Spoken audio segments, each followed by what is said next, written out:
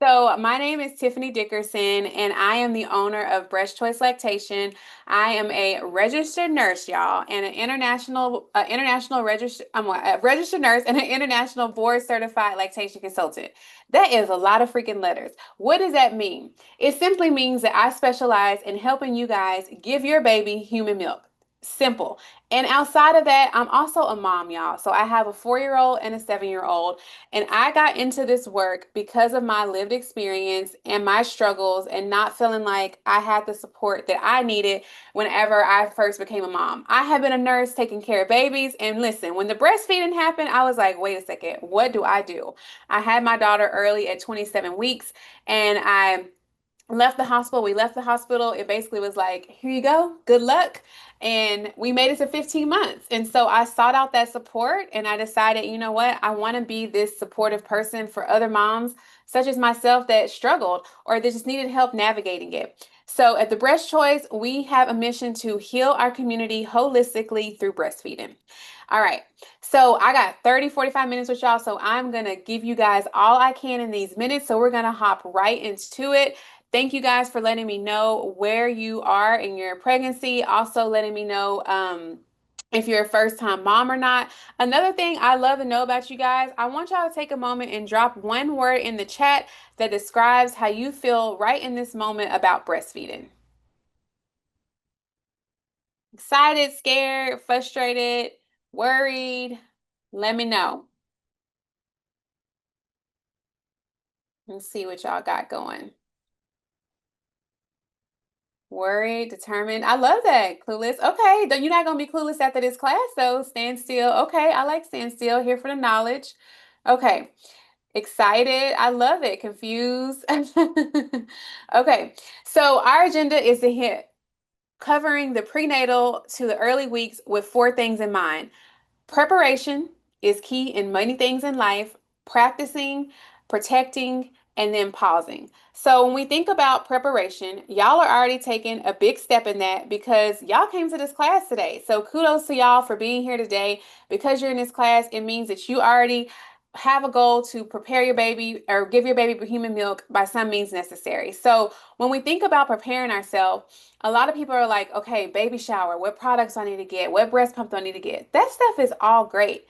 But we want to start preparing ourselves here. So I know, Erica, you mentioned you thought you were thinking about, the mindset and the mind space of this and how this new human baby is going to need you and take up a lot of your time and just holding a moment and acknowledging that that is really normal, you guys. Like, we are having humans. They are mammals. If you look at the other species, we see the gorillas with their baby attached to them. We see the kangaroos in their pouches. We see the elephant really close by with its mom. So these babies are designed to be close to you. And so just kind of knowing that that is extremely normal for them to have a lot of needs, they are meant to really grow and develop on the outside of your body. So when an elephant comes out, the mom carries that baby for 2 years, it can already walk. But when your baby comes out, they can't. They have a lot of needs, and it comes from growth, love, and attention from you. So just knowing that your baby is going to demand things from you, but that is completely normal. Okay, so how many people in the chat, when does your body, I want to see from y'all what y'all know and think, when does your body start making, and participation definitely gets you prizes. So when does your body start making milk? When does it start making milk, y'all? Let me know in the chat. When does it start making milk?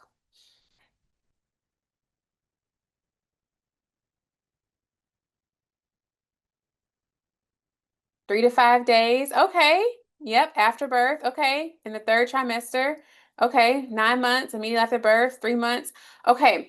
So the beautiful thing about how amazing our body is it actually starts making it shortly after you conceive and get pregnant. So believe it or not, in the first trimester through the second trimester, so 12 to 16 weeks, your body is already making this milk for your baby. So it starts making the first milk, which is called colostrum. It's a term that just means thick milk. Think about it as your first medicine for the baby. So it's like their first antibody, it's their first vaccine, if you will. It's the first thing. Everything that's in your body is transferring to that baby from your colostrum. So it's some pretty important and powerful stuff. So if you've decided to breastfeed your baby for one day, there is still a lot of value in that. If you decided to breastfeed for 12 months, there's a lot of value in that. That early milk really gets your baby's digestive system off to a good start, as well as their immunity.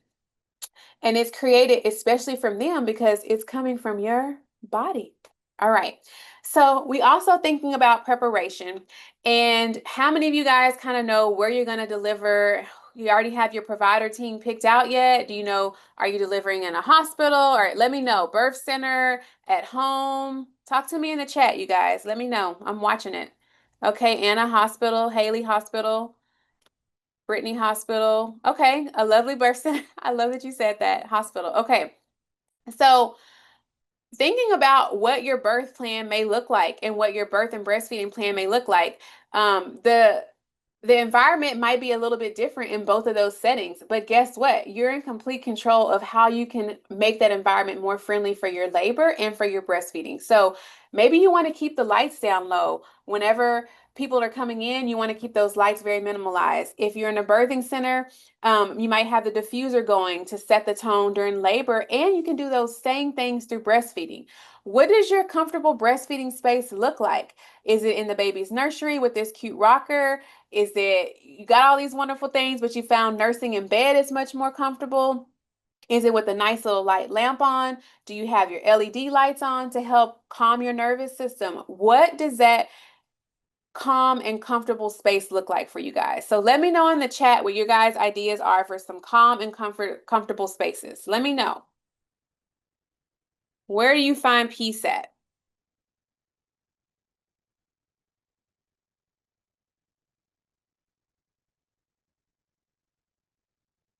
Okay, in a glider chair. I love that. Okay, so who's had a chance to start talking to their partners yet about how they plan to feed their baby and what they want their birth to look like? Have you started talking to your family members or your partners or your aunties or your cousins? If everything is rainbows and sunshines, how does this look?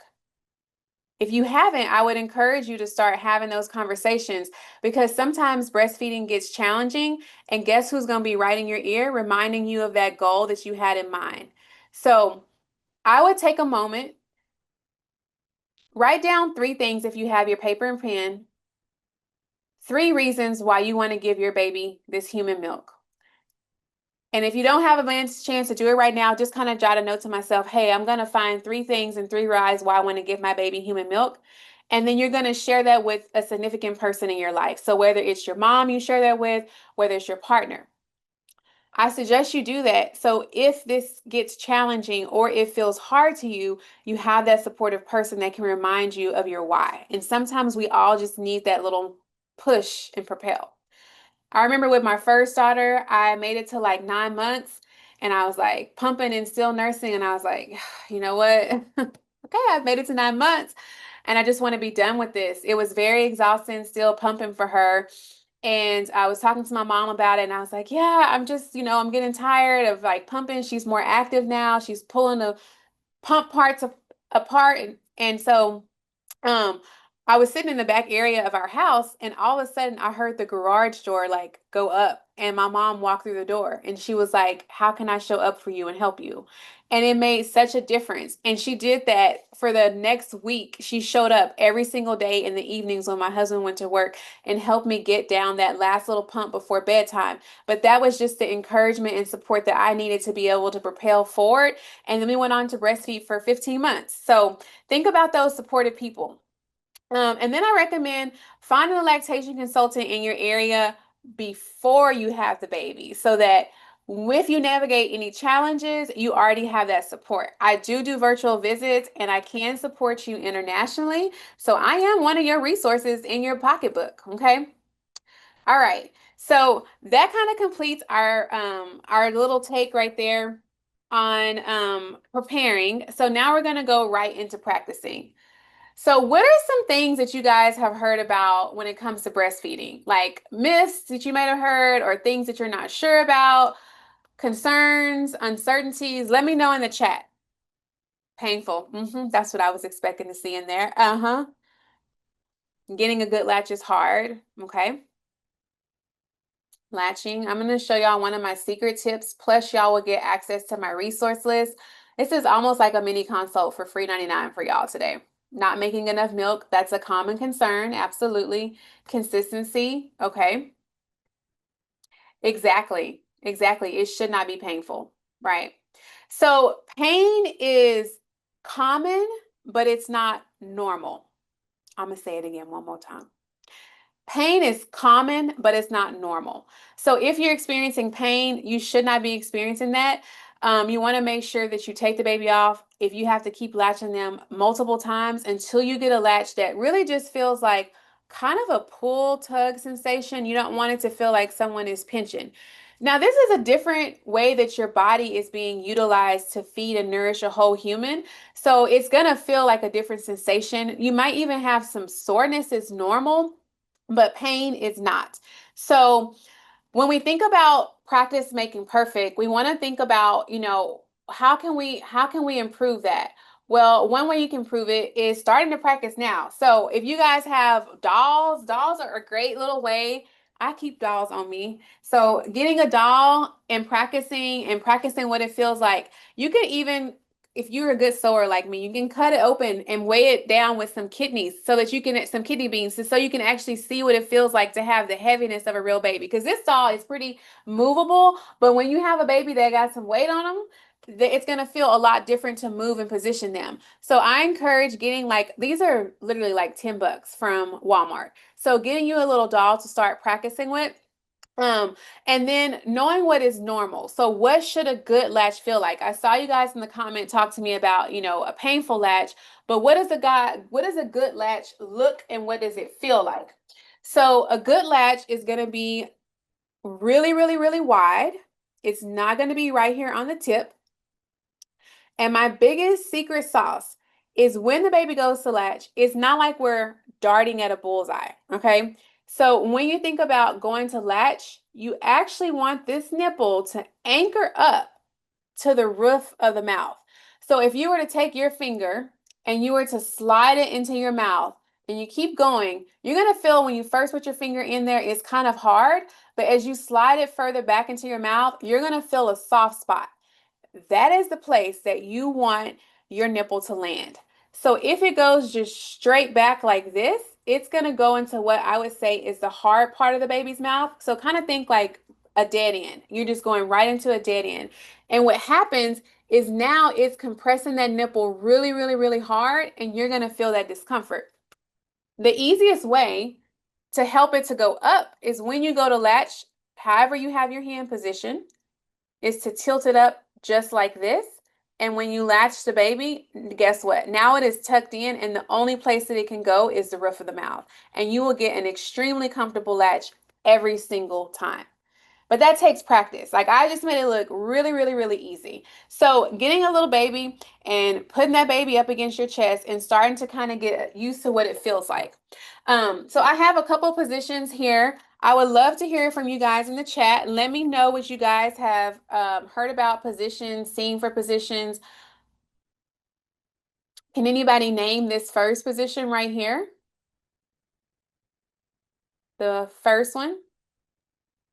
Is that the football position? Maybe, maybe not. That's what most nursing parents feed their babies in. So that's actual cradle. Cradle. Okay. Mm-hmm. So then we have our next one here, which I love teaching you guys because I feel like if you're delivering in the hospital, they tend to show you guys like one position that can be really, really, really uncomfortable, and you're trying to come here and you're trying to hold your breast, and they're like, yeah, just do like this. But this doesn't feel normal for a lot of families. So I love teaching you guys when you're in the hospital that head of bed might be up. Just go ahead and hold that button on that bed and let it go all the way back, and let your baby come and use their reflexes to come against your body and nurse. This is going to feel so much more comfortable. And if you had any tears while you were in the hospital, I would let that head of bed all the way back. So if you had any tears during delivery, you're going to want to let the bed flat. So if you see pictured right here, This parent here is demonstrating what I would call a sideline hold, and that is possible to do from day one. And if you have any tears on your bottom, that is going to feel so good to not have that pressure on your bottom to use this. A lot of my families, I love teaching them how to feed in this position because it allows families to get a lot more rest as well.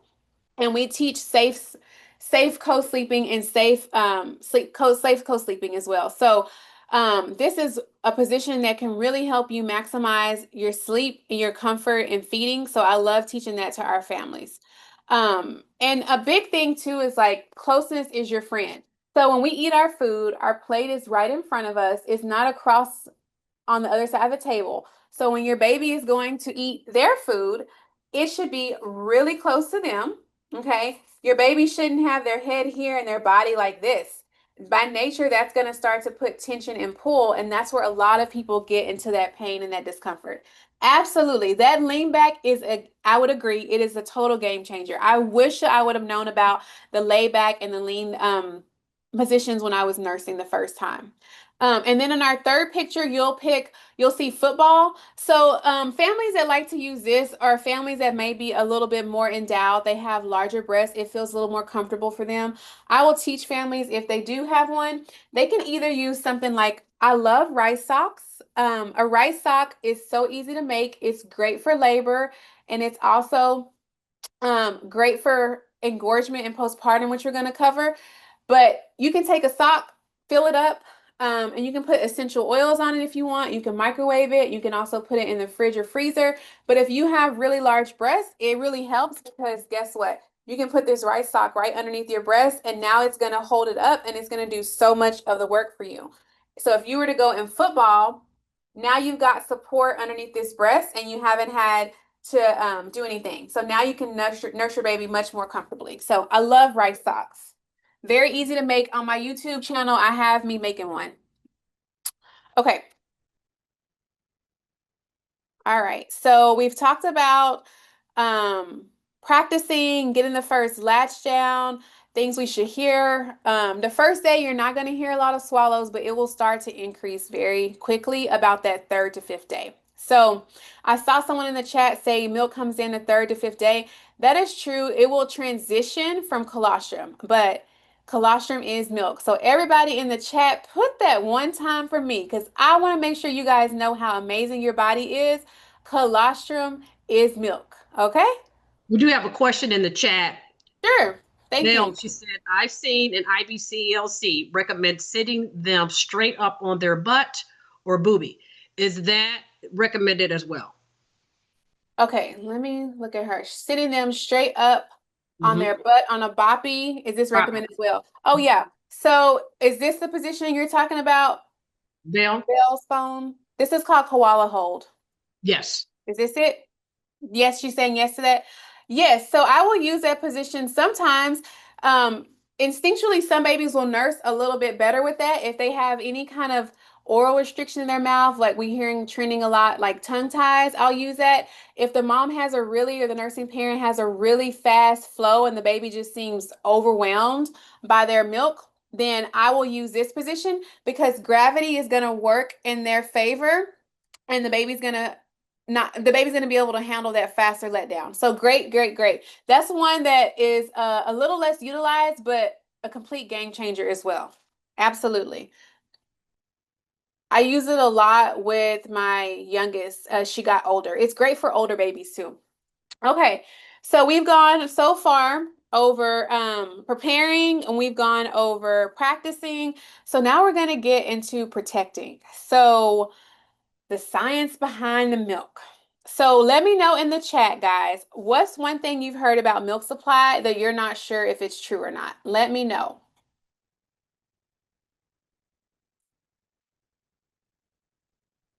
What's one thing that you've heard about milk supply that you're not sure if it's true or not? Can go bad. Okay, we'll cover that.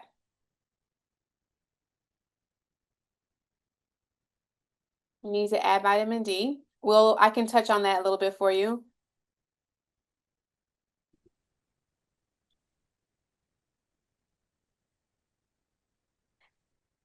Ding ding. I see some good ones on here. Okay. Yes, those are all true.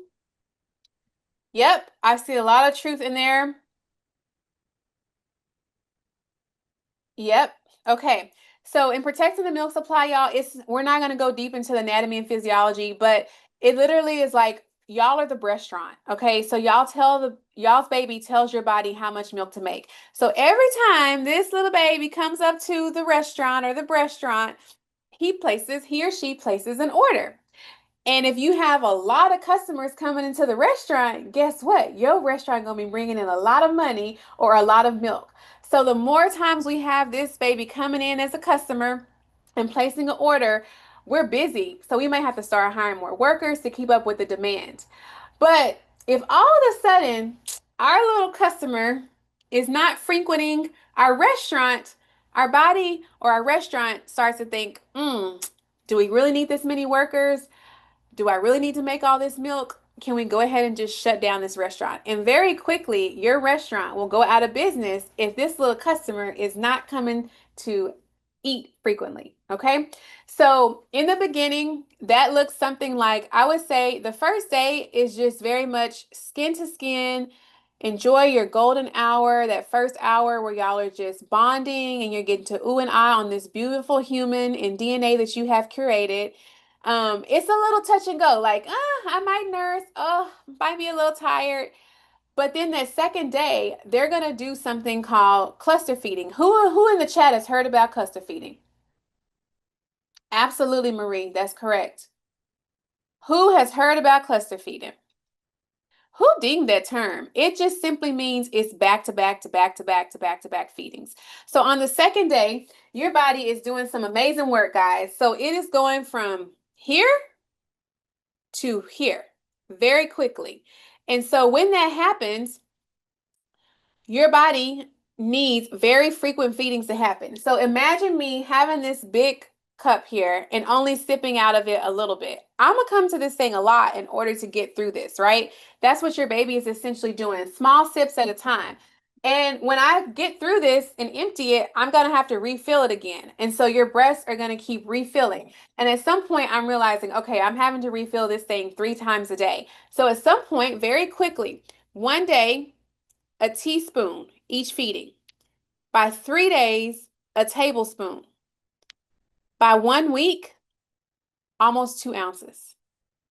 So when you're in the challenges of cluster feeding and feeling like I don't have enough, my baby is just eating so often, switch that perspective and really embrace it and like, oh my gosh, this is another opportunity for my body to make more milk for my baby. So it's a total mindset shift. I don't have enough to look how amazing my body is doing to help produce this milk for this baby. And it is uniquely designed for my baby.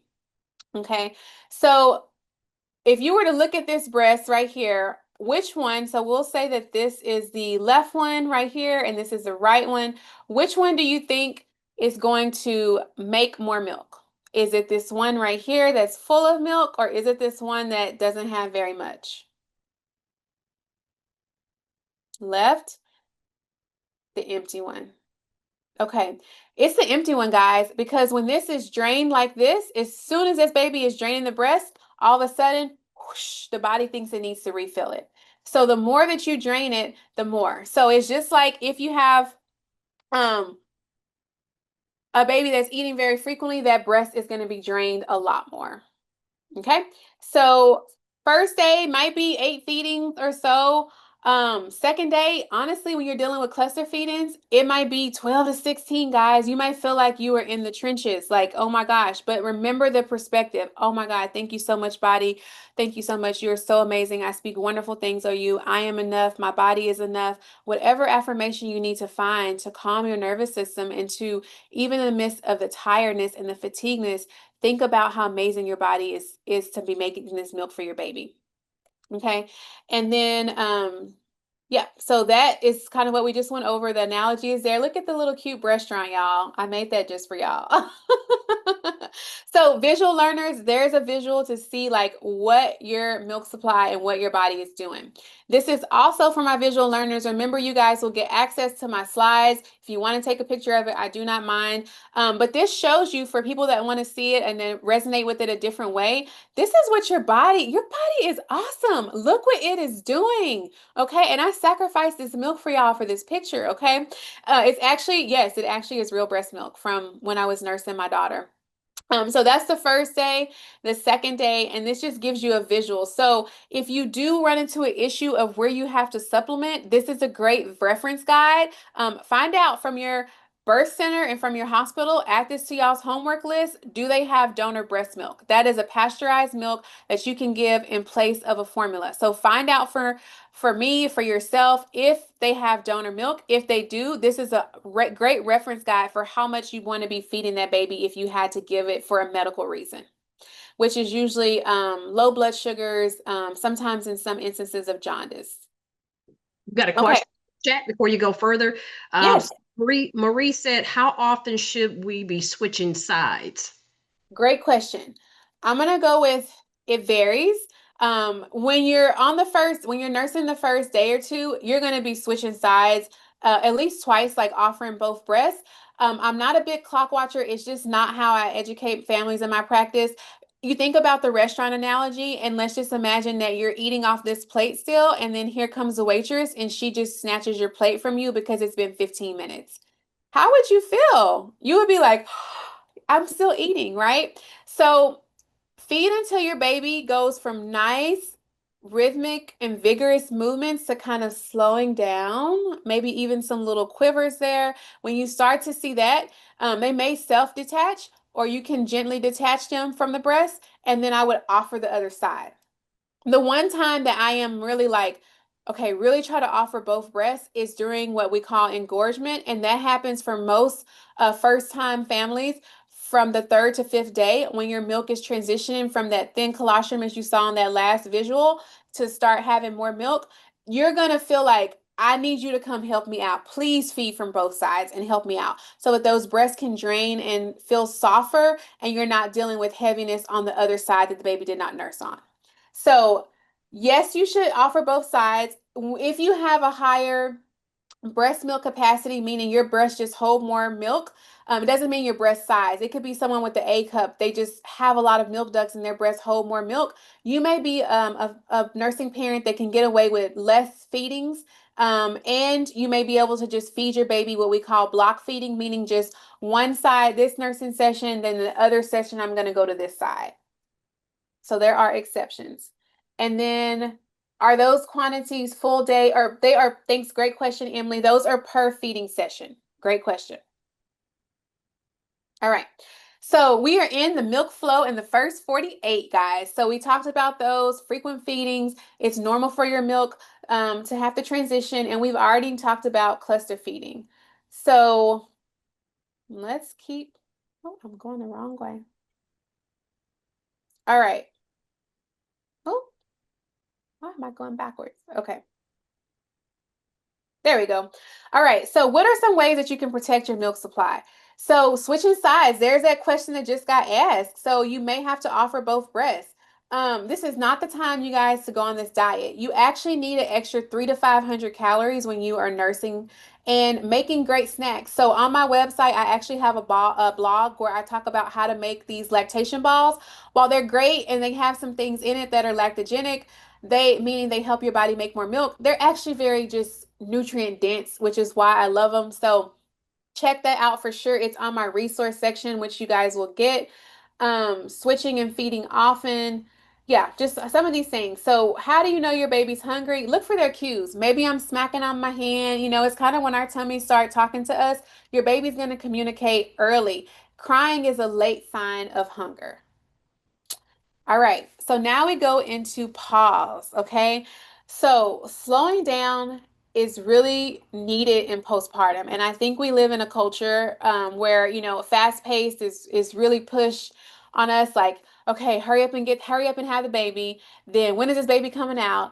Then when is this baby going to start sleeping through the night? But postpartum in other cultures, there are like 40 days to 6 weeks of rest where you don't do anything. You just feed your baby and take care of your baby, but you're not going out to appointments. You're not taking on all those tasks. So when you pause and rest, it's an opportunity for you to really listen to your body and to your baby. And it also allows this hormone that's really, really, really important in your breastfeeding journey called oxytocin. So, if any of you guys have taken your childbirth education course, they probably talk about oxytocin a lot. It's known as the love hormone. It causes your uterus to contract to help get your baby out. Well, guess what happens with breastfeeding? It also contracts and it helps to get the milk out of these ducts all the way down to the tip of the nipple. I'm trying to get there it goes to the tip of the nipple. So when you look at your baby and you feel those ooh and ahs, even in the moments of tiredness, it really does help. If you're really tired, having your partner come over and massage your legs.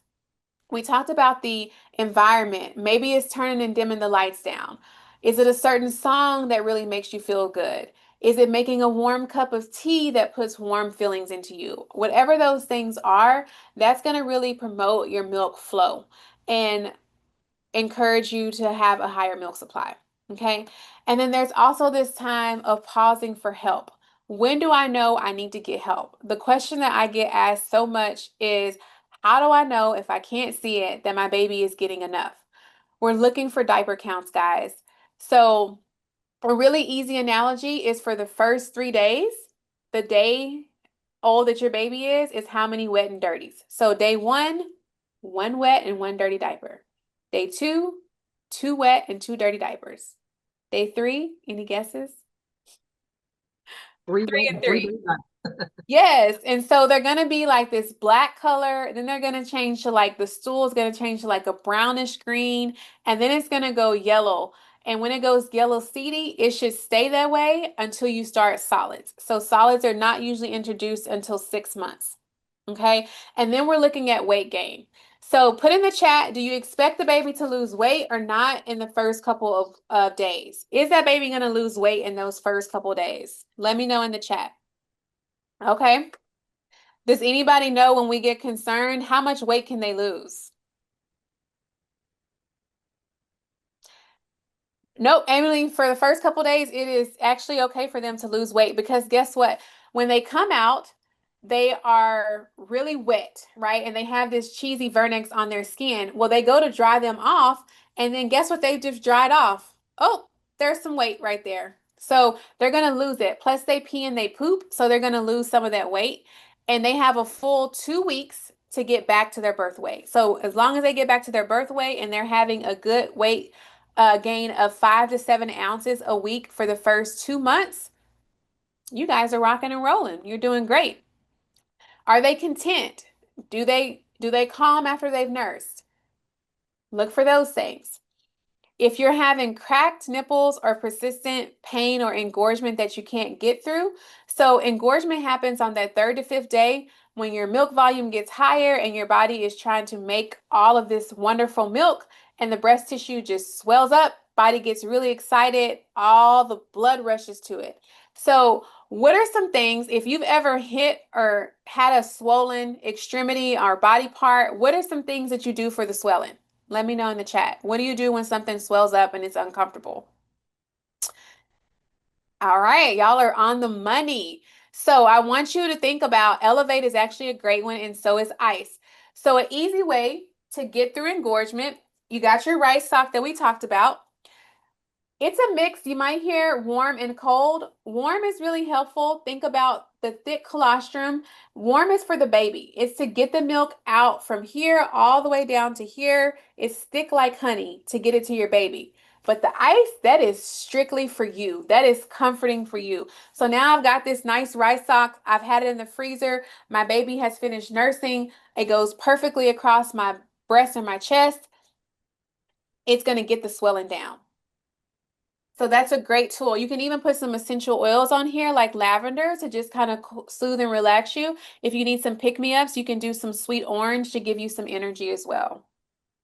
So yes, ice pack, absolutely. And then you can also do what some people call a breast gymnastics, which is on my resource guide too. where you're moving your breast kind of in a movement up and you're moving it over and you're moving it down and you move it around in a circle and around in a circle. And what that does is all that fluid, it just kind of moves it and helps the body to drain it. All right. And then if you're having any extreme anxiety, sadness, overwhelming that lasts longer than 2 weeks, motherhood is a big adjustment. So don't feel like you are alone in this. A lot of us have navigated it. That's why I want you guys to start thinking about what your support system is going to look like. Are you using a doula? Are you, do you have family members that are going to sign up to come in to help you guys? What does your support look like? So I'm giving you guys these resources. You can grab this QR code. Remember, you will get access to this PowerPoint, and then you'll also have links on the checklist as well that go to the resource page where all the things that I've been doing. I would encourage you guys, watch some breast crawl videos. See how amazing when that baby is placed on your chest that that baby can just crawl right over to your breast. Start watching some of those videos. If you have somebody in your family that is breastfeeding, pull up. Ask them, can you come and watch them nurse their baby?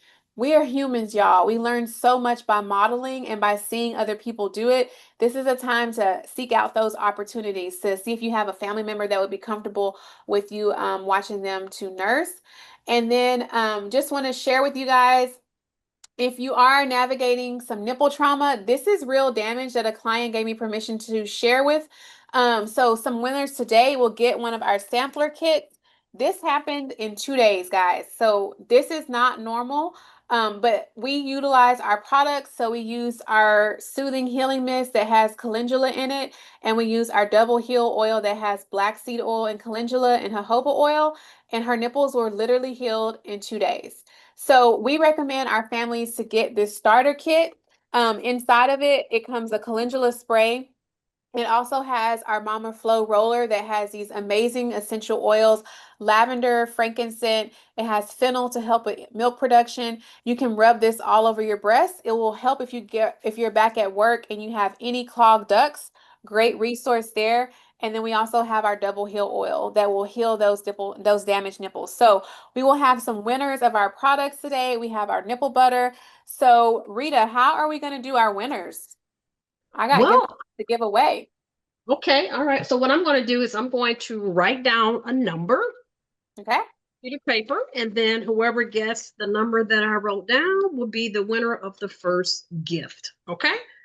All All right. right. So go ahead. You drop your number in the chat. It's going to be numbers from 1 through 10. First one that gets the number 7. 7. Marie won the first gift. 7. Oh, okay. 7. All right, Marie. Let's All right, see. Marie, you will get one of our sampler kits. So Marie, drop your email address in the chat for me real quick, and then I'll put you down here. Sampler kit. You Mm-hmm. said sampler kit, correct, Tiffany? Sampler kit. Yep, that's correct. We'll get that shipped out to you. Okay. Let's see here. All right. So we've got Maria. Congratulations. Yes. So Maria, I'll be in touch with you. Maria, I'll be in touch with you with all to get all the information that's needed. All right. And then what else did you want to give away? Hold on one sec. We got somebody else entering. Okay. What else did you want to give away? We're going to give away also one of our nipple butters. Okay. All right. So what we're going to do now is we're going to put an alphabet. Okay. And let's see here. A through Z. Give me 1 second. Okay, go ahead. Write it down. Hold on. Y'all going fast on me. They were ready. Okay. T. T is the letter. T is a Ah, Steve, Tiffany, who is that? Bell. Bell's the first T I see on here. Make sure. Hold on a second. The letter T. Yeah, Bell. Bell. So drop All your right. drop your information in there, and she's winning the nipple buttercream. Correct. Uh-huh. Nipple buttercream. All right. Okay. Yes. See here, Belle. Drop your information in the chat, your email address. Okay, let's do another giveaway then. I'm all about giveaways. Let's Okay. see. You know what? I think I have. Let me see what I have for y'all. Okay. Let me see. Did I let the other person in on the chat? Let's see here. Okay, I've got Marie. I'm still waiting for Bell's information. Just drop your email in the chat so I can add you to the list, please.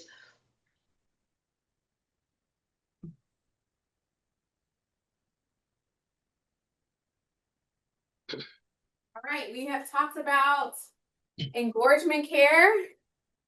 I'm going to give away one of these Zomi cooling massagers. It is amazing for engorgement care. It comes in with that cold pack. It gets ice cold. I'm going to go ahead and give it away. Okay. Cooling massage. Okay, hold on one second here. Let's see how we're going to do this one. Let's see here. Let's see And if then if people. y'all have any questions, we have a little time, Rita, for questions. Oh yeah, for sure, for sure. It's just 6:44. Okay, so let me see. What else do I want to do here? Got to be creative with this one because they be going. Yeah, Boy. get creative. This is like a $70 value probably. Okay, well, what you thinking, Tiffany? How you think we should do it? What you thinking? Well, you know what? I'm gonna do, yeah, we're gonna have let's have a question. Okay. Okay. So, can anybody name the four pillars that we talked about, the four P's to help you, the framework? What were the four things that we talked about? It was four things at the very beginning. What, Erica? Didn't write it down. I know, I thought Erica was gonna be the first one. Erica Oh, didn't that write might it be a hard one. Four things. Go through it and kind of think.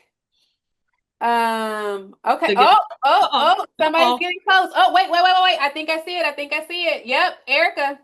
She got it. Where Erica's at? Let me see. Protect, pause, prepare, practice. Let me see. Practice. Yep, she got it. All right, Erica. Okay. All right. So Erica, drop your information in the chat. Your, Mhm. your email address. This is fun. Y'all make me want to just keep giving stuff away. Okay, we got Erica. All right. What else we gonna give away? Let's see. Let us give away something. Let us give away a $25 Amazon gift card. So some of the items that Tiffany talked about, you actually can go on to Amazon. She talked about the cooling sock and some other stuff. Whatever she give me a recommendation list. You can go grab some of that stuff. So you got a Yes. $25 Amazon gift card. And let me put on here, we're going to name a color. Name a color. Drop it in the chat. So on that breastfeeding Orange, checklist that orange. you guys will get. Oh, Khadijah. there it is. I think Khadijah's the first person to name say orange. Okay, so Khadijah, you are the winner. Yep, So she is. they put you down here for a $25 Amazon gift card.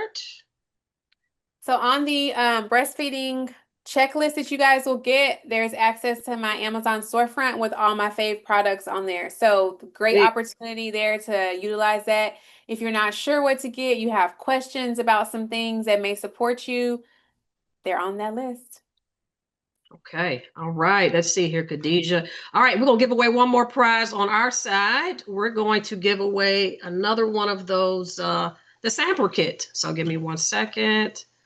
Let me get Khadijah's information. So Tiffany, if you wanna pick this one or come up with an idea, Mm-hmm. and then we can give I like my little question. So,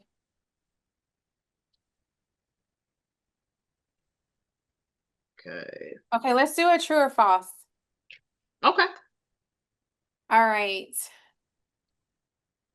Let me make this hard. Okay.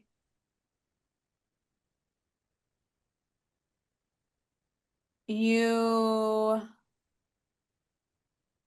for the first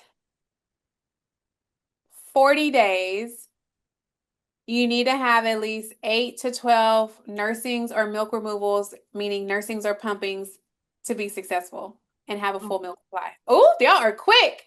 I'm telling you. So Elise is the first person. So Elise, drop it in the chat, your email address. That is true. Emily, you asked me a question about the pillow. No, you do not have to use a pillow. When I teach my families, I try to teach them to use the baby's reflexes because sometimes pillows as the baby gets older gets in the way. So if you keep your baby, bring them up to the chest, keep them very close to you, very slowly start to let them attach here. You can even give some support, lift your breast up. Now you can nurse on the go so much easier without feeling like you need those cumbersome pillows. So I love showing my families how to latch without pillows. And if you're at home, you can prop your arms up on the pillows. But even when you're using like those boppies should be supporting your arms and not the baby. Awesome. Awesome. Hey, Tiffany Haney. Hey, thanks again for joining us. Tiffany's from Roseland Hospital. She's always, she's very active in helping our moms. I just wanted to give you a shout out. Thank you so much for joining. She attends most of our seminars. And we just actually sent her out some postcards and some more information to share with the moms. So thank you so much, Tiffany, for being a part of this webinar today. I appreciate you. All right. Okay. So now going to Q&A. We've got about anywhere from 5 to 7 minutes. So if you have any questions, you can unmute your mic and you can go ahead and ask Miss Tiffany any questions that you have.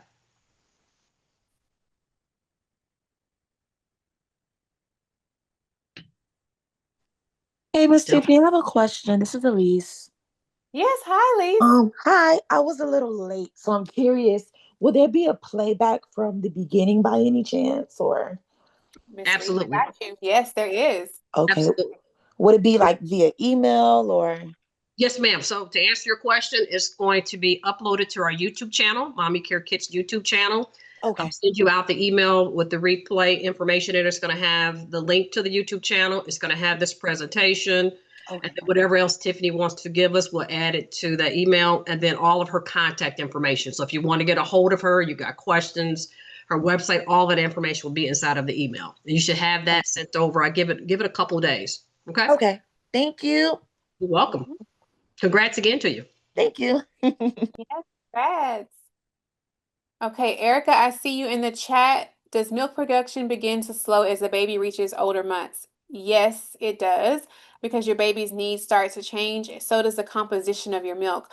So, unlike other alternatives such as formula, the composition of it doesn't change, but your breast milk is so amazing that it knows exactly what your baby needs. So you'll notice as you get further into it that if you were pumping, you can see it. When you put your milk in the refrigerator, it'll have like a higher fat content sitting at a fat layer sitting at the top of that. It's because it's changing to meet your baby's needs. And so as that composition changes, your baby may not demand as much. Plus, solids are being brought in, and the less they start to nurse, the less, just like that restaurant analogy, the less it will start to make. Some women, when they get their menstrual cycles back, they have a temporary drop in milk production, very normal. So, on our resource, we have some information on how to navigate that as well. Great question, though. Thank you. You are so welcome. Okay, and then Anna, is pumping more an alternative to drain the breast if you're making more than the baby is eating, or do some people just pump regardless and switch between breast and bottle? Okay. So we have families sometimes that may be pumping because their baby is separated from them in the NICU, or maybe a personal choice that they just decide, hey, for whatever reason, latch issues, personal choice, they don't put their baby to the breast and they just pump. Oftentimes, depending on how much of a demand, when you're pumping, the body sometimes will supersede what your baby needs. So, for example, it is normal when you have a full milk supply. So, that's around 2 to 3 weeks. If you were to pump your body on average from both breasts combined, the normal amount, not what it's in the TikTok and the Instagram streets, but normal amount is 3 to 4 ounces. If you are making that, you do that 8 times a day, the math is 24 to 30 ounces. You are making enough. Welcome to the Enough Club. We've arrived. Okay. If you are making above that, which a lot of us often do, because when you signal a good signal, it's like the restaurant. They start hiring all these workers after they have a grand opening. They don't know what the crowd is going to be like. So they rather just have more than not enough. So your body will tend in those early days, especially if you send it the good signals that first or second week, it's going to make more than than your baby really needs. So some families like to take advantage of that. There's safe ways to do that. So those are things that I support you through if that is your goal. You can go back and forth between the two. My recommendation is, if you have a desire to have your baby at the breast, to do that for the first 2 weeks so that they can get acquired to it. Your body can kind of regulate the flow. You can overcome any latch challenges before you start introducing the pump, because the pump is kind of like an extra stimulation. And so sometimes the body thinks, oh, you want me to feed two babies? Okay, well, let me just really ramp things up, and you become pump dependent. So, great question, Anna. Do you recommend these milk supply pills they sell for more milk production? Daisy, not typically. I prefer that nothing can trump the demand. Nothing can trump you stimulating your breast enough by letting the baby feed or pumping in order to make it. Sometimes there are risk factors. Such as diabetes. So if you have insulin resistance, if you have PCOS, if you have type 2 diabetes or type 1 diabetes, those can be risk factors for you to potentially not make a full milk supply. If you have anatomically less than ideal breast tissue, so maybe a little breast tissue on top, not much breast tissue at all, really wide space between your breasts. Those are all things that I love to unpack in my one-on-one prenatals, because if you have those risk factors, then you are a good candidate, but you want to be working with your provider as well as your lactation consultant to see what kind of supplements, herbs, teas are going to be best suited for you. So definitely individualize, Daisy, but great question. Okay. Jean, do you know if milk allergy can be genetic?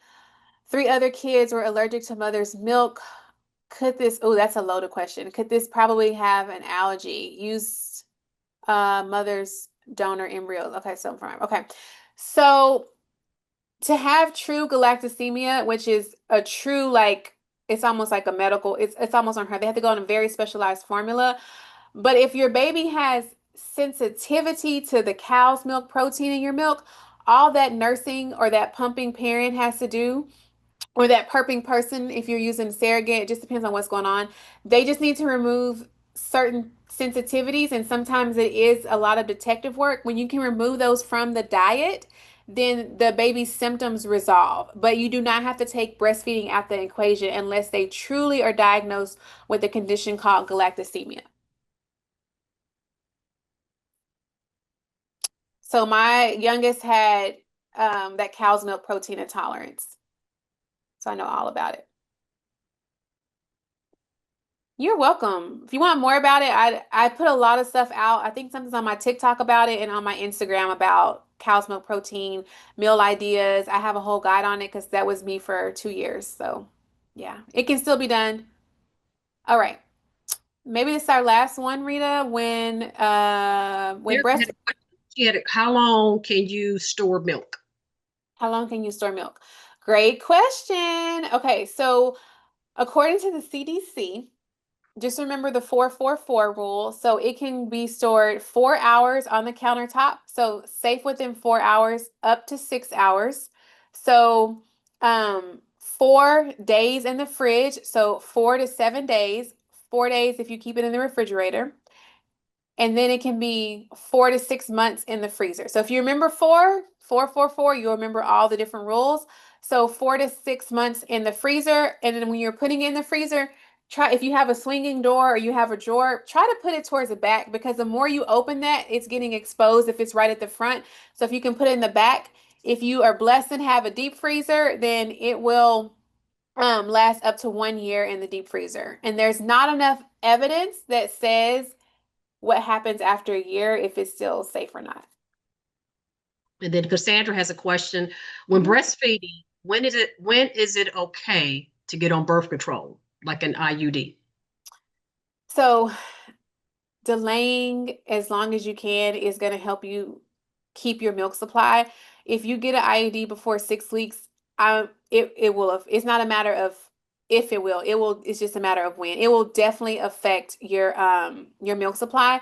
So if you can delay it to at least 6 weeks for the IUD, birth control, the longer the better. I try for birth control. Make sure you're on a progesterone only, not progesterone, but progestin only containing birth control. That'll help decrease the risk for your milk supply dropping, but some women still have a drop in their milk supply when they go on birth control. So there's lots of fertility ways to track it. So you can do natural planning, you can track your temperatures. I always tell my families breastfeeding is great and amazing. It oftentimes will give you, some protection, but you have to be meeting a lot of criteria. So you have to make sure your baby's feeding at least 8 to 12 times a day. You're not using a pacifier. There's no alternative suckings. They're completely getting it from you.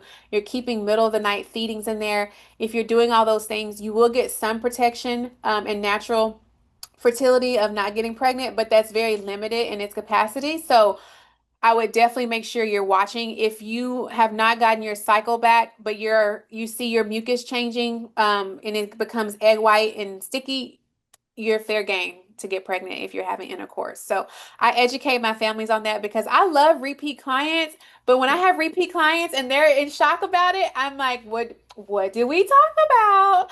So I make sure that I educate all of our families on that breastfeeding is great, but it is limited in that protection. I know, yeah. Imagine they're 5 months and then I had one at 8 months and they continue to breastfeed. Wow. Yeah. Great questions, guys.